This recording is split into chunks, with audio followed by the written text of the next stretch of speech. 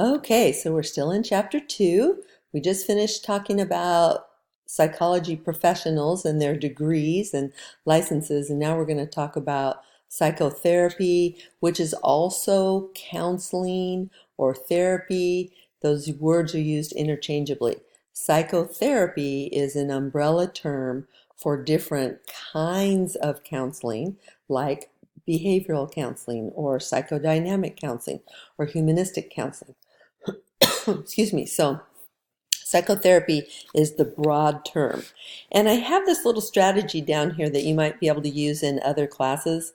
If you use the who does what, to or with whom, how, when, where, and why format, when you have to memorize something like what a person does or what was the Civil War about or something like that, if you use this format, you'll be sure that you're giving a comprehensive answer.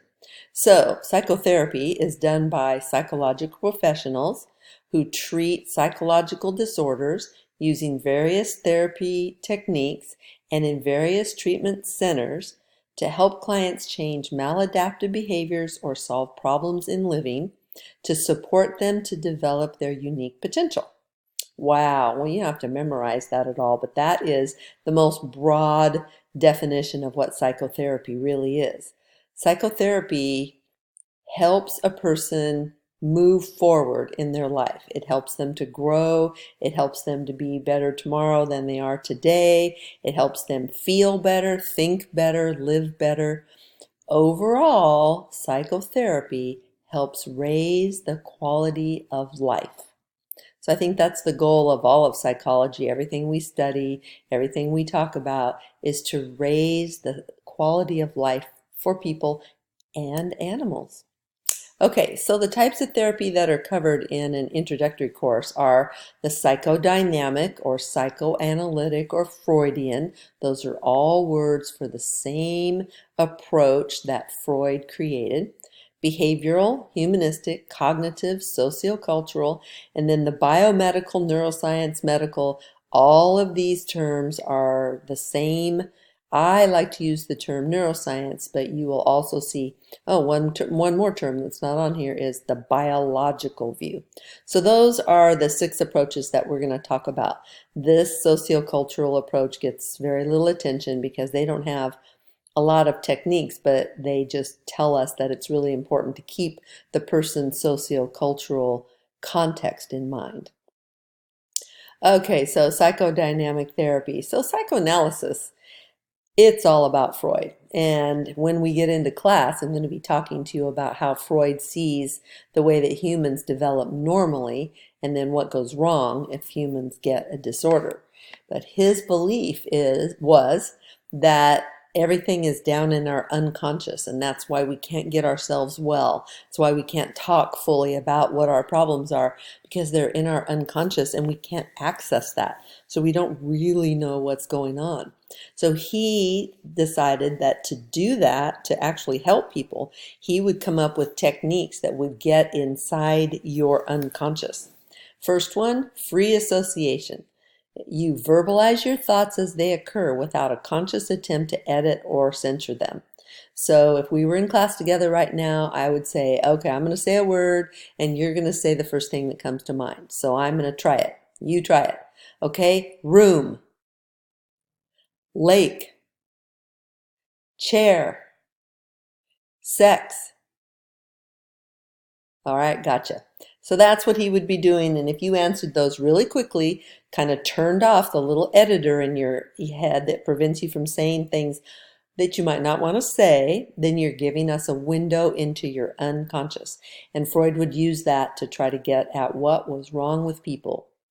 Dream analysis. So another technique for getting into the unconscious. He called dreams the royal road to the unconscious. And his belief was that things that you dream about were what your conscious mind could not deal with, but your unconscious mind felt stressed or burdened by. There's a lot of people who absolutely love dream analysis. When I bring it up in class, students love talking about all the different dreams they have, the commonalities that they have with each other and all of that. But Freud said that they were laden with symbolism about what was really going on down deep in your unconscious. He also believed interpretation was important. The therapist will offer an explanation of behavior.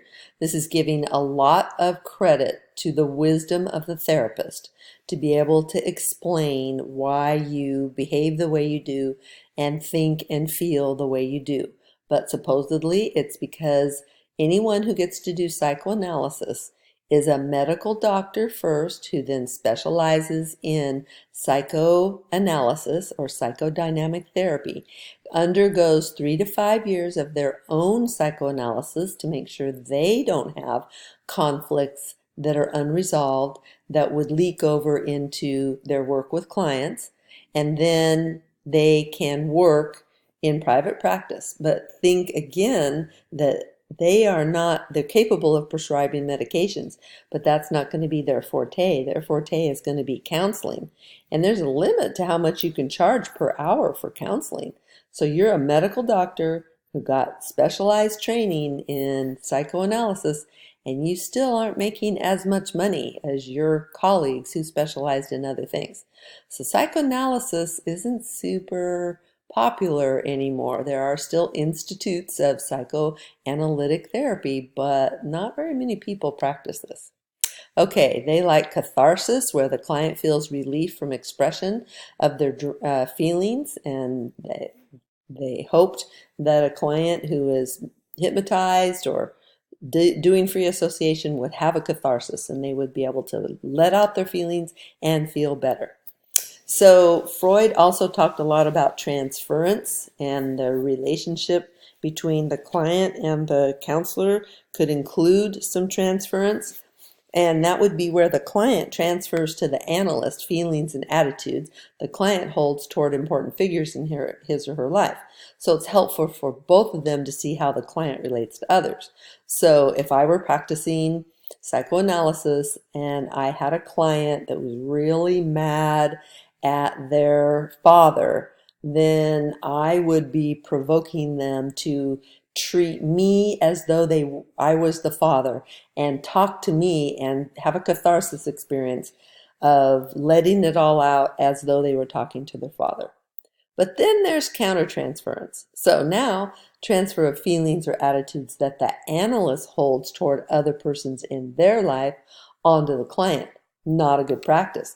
So let's say I have issues with my dad, and I am talking to a man, and I come down on him for being so domineering or not really listening to the people in his life, when in fact I'm projecting onto him feelings I would have about my dad. We don't want countertransference, but we're okay with transference. Of course, hypnosis is going to come up. Relaxed state where the client's defense mechanisms are not inhibiting truth. So Freud believed in using hypnosis. He was an associate of Anton Mesmer, and you might imagine that the term mesmerized came from Anton Mesmer, and he and Freud worked together to come up with a way to hypnotize people. Now, my understanding about it is that if you're a willing participant, you're in a deep, relaxed state where you allow yourself to be suggestible. That's hypnosis. There's no magic about hypnosis. Dream analysis, and we already talked about that. Okay, so modern psychodynamic approaches include more focus on the client's present relationships rather than how they went through the psychosexual stages, which we'll be talking about. Focuses less on sexual issues and goes beyond insight to encourage the client to make adaptive behavior changes. So in the past, an approach in a psychodynamic therapeutic relationship would be to just discover what the problem was, and then that was deemed to be enough. So there are inpatient facilities where they say we're a program of discovery, not recovery. If you're only in there for 24 hours or 48 hours, they might help you discover what your issues are, but they don't have enough time to help you recover from them. And that's been a criticism of psychodynamic therapy, is the insight into why I am this way isn't enough. Now tell me what to do about that. So modern psychodynamic therapy is briefer than traditional psychoanalysis, which traditional psychoanalysis was 3 to 5 years of weekly or even twice a week meetings. It was incredibly expensive. Modern insurance doesn't pay for psychoanalytic therapy because it takes too long, it has no overt measures of progress, and it costs way too much. So, the current approach in psychodynamic therapy involves more face-to-face interactions with clients, whereas Freud remained detached from the client. And in class, I'll show you his actual couch, and he had a chair at one end, and the client was facing away from him. And he really didn't use the power of his personality to engage with the clients. He was detached, whereas you can see that this therapist is actually looking at and sitting close to her client. Okay, I think I'll stop right there and move on with behavior therapy in the next session. Bye.